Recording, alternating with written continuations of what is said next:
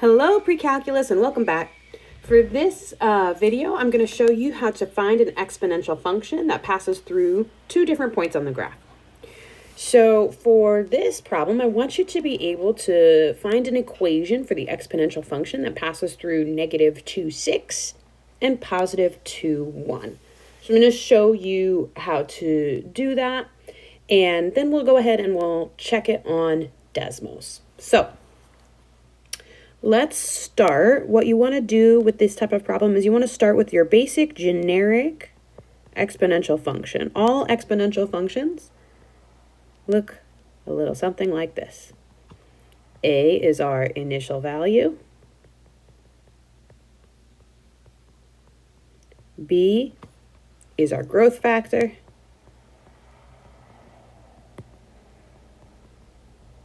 And X is our variable. And we know here that we have these 2 points, -2, 6 and 2, 1, that go into our equation and that are relying on this equation. So what we're going to do is we're going to use these points here and we're going to plug them in to our generic equation and create a system of equations that we can solve so that we can find a value for A and we can find a value for B. All right, so let's get started with that. So first I'm going to use the point -2, 6. -2 here is my x, and 6 is my f of x. So I'm going to plug that into this function, and that's going to give me 6 is equal to ab to the -2nd power. And I'm going to use my other point here, 2, 1, in the same way. So I have a point 2, 1, where 2 is my x and 1 is my f of x. And I'm going to plug that in here. So I'm going to say that gives me 1 is equal to ab raised to the 2nd power. So now I have these two different equations. And what I want to do, I'm going to label these equations A and B just to help us work with it. You know what? Maybe that's confusing because I'm using A's and B's as variables. Yeah, let's choose a different way to name them. We'll call this equation 1, and we'll call this equation 2. So I have equation 1, and I have equation 2. And what I'm going to do is I'm going to solve for one of my variables and plug it into the other equation. So when I'm making my choice here, I see here this negative exponent. It doesn't throw me off, but it might throw some of you off if we need to review our exponents. I see here a value of 1. That's kind of easy and nice to work with. So I'm going to choose to attack equation 2 first. And I see that A has an exponent of 1 and B has an exponent of 2. So what I'm going to do is I'm going to solve for A here. I'm going to solve this equation for A. That's going to be my first step. So to do that, I'll divide each side of this equation by b squared. So now I have 1 over b squared is equal to A. So what I can do is I can take this value, 1 over b squared, and I can substitute that in for A here. So that's what I'm going to do. I'm going to take this information from equation 2 and plug it into equation 1. So I'm going to say 6 is equal to 1 over b squared times b to the -2. And now I can solve for b here. It's going to require using some laws of exponents over b squared. So first I multiply that in. And then I have some laws of exponents that I want to apply. So one rule we have is called the quotient rule, and it says if I have x to the n divided by x to the m, I have two exponents divided by each other, and they have the same base. I can rewrite this as x to the n minus m as one expression. So here I have the same base of b, so I can rewrite this as 6 is b to the -2 subtract 2. So here's my n and here's my m. I'm taking -2 and subtracting 2. And then I have 6 is equal to b to the 4th power.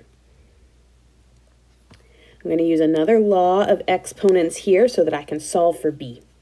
I'm going to use the power to a power rule that I used in the last video. That tells me if I have x to the n, and then I raise the whole thing to the m, then I can just multiply these two exponents, like that. So I'm going to do something to both sides of this little equation, both sides here. I'm going to raise both sides to the -1/4 power, which you could do at a calculator, in one of your graphing calculators if you like. And I'm choosing -1/4 because when I multiply -1/4 times -4, I'm going to get a +1.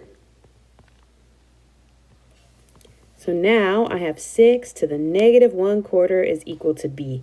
This is where your handy dandy calculator comes in. And you want to use, I'll write it here in red.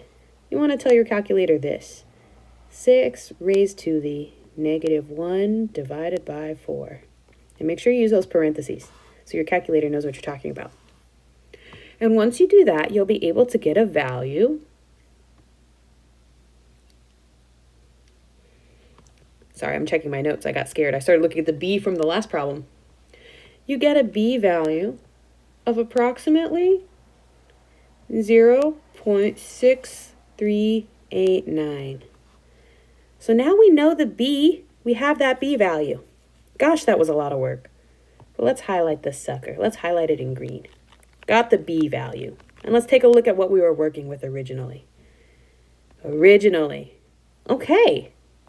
So now we know what this b is. But we still need to find a, our initial value. And what we can do is we can actually use one of our two equations here, a and b, and we can use what we know about b to solve for it, to solve for a. I'm going to use equation 1 here.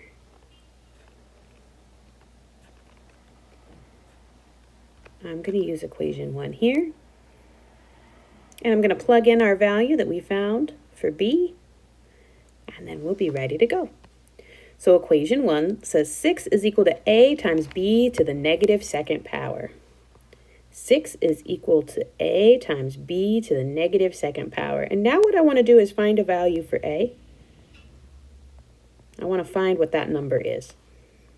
So I can take my handy dandy calculator and I can plug this value in for b. But what we want to do first is we want to isolate a. We want to get a by itself.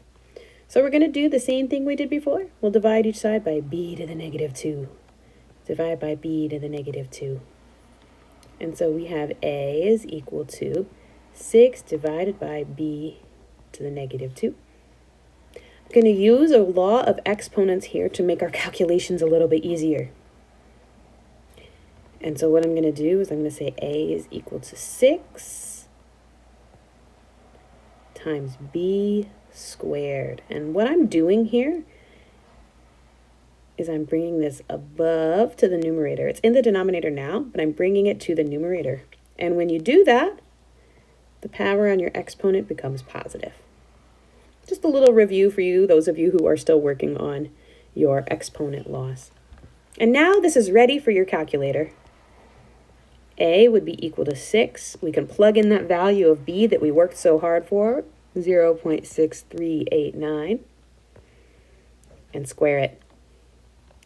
And when you do that, you'll find a is approximately 2.45. So now we have our a and our b value. So we can use our equation. F of x is equal to ab to the x. And we can plug in our a value, 2.45. And we can plug in our b value, 0.6389, and raise that to the x. And this would be our equation here. This would be our equation here. A lot of work for that little guy, huh? If you're struggling with this, most likely you need to review rules for simplifying exponents. because I'm using those pretty fast and loose here. So if you find yourself kind of stumped with some of the steps I'm taking with exponents, go ahead and look up a couple videos online, ask me in class, I'll be happy to go over it with you a little bit. Don't get discouraged. This stuff we're working on right now is pretty challenging. I think this is harder than some of the work we did earlier in the semester. So if you find yourself feeling frustrated or not following, you could watch this video again, you can bring me questions, you can read the textbook.